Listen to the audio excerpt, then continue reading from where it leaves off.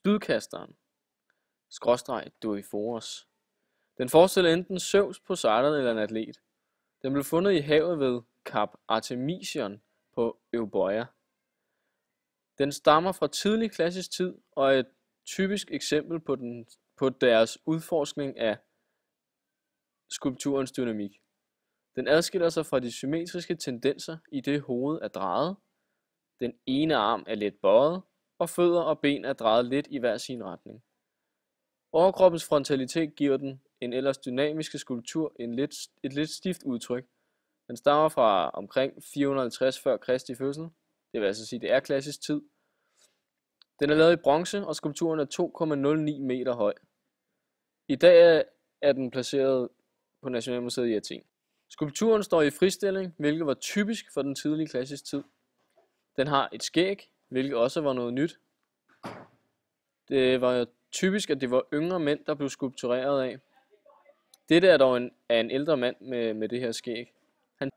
Han tilhører den strenge stil og bærer præg af en heroisk nøgenhed og er inspireret af den naturalistiske stil. Skulpturen er i bevægelse, som også er typisk for denne tidsperiode. Han har hule øjne, hvor i der tidligere har været glasøjne. Han ser alvorlig ud og har en lige næseryg. Han er muligvis lavet til ære for guderne. Han udviser magtfuldhed, styrke og overmenneskelighed. Da den er fundet på havet, og det ligner, at den skulle holde noget i hånden, ved vi ikke, hvem skulpturen skal forestille.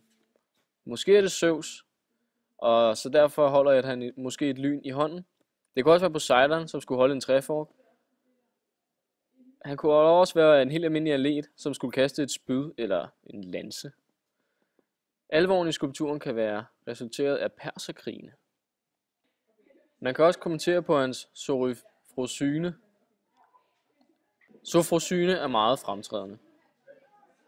Der kan herved perspektiveres til Odysseen, hvor sofrosyne også er et meget vigtigt element i det, der er en af Odysseus mest værdsatte egenskaber iblandt hans visdom og tålmodighed. Vores personlige vurdering er, at han ser fokuseret og koncentreret ud. Han er maskulin, og det er en meget naturalistisk udformning af ham.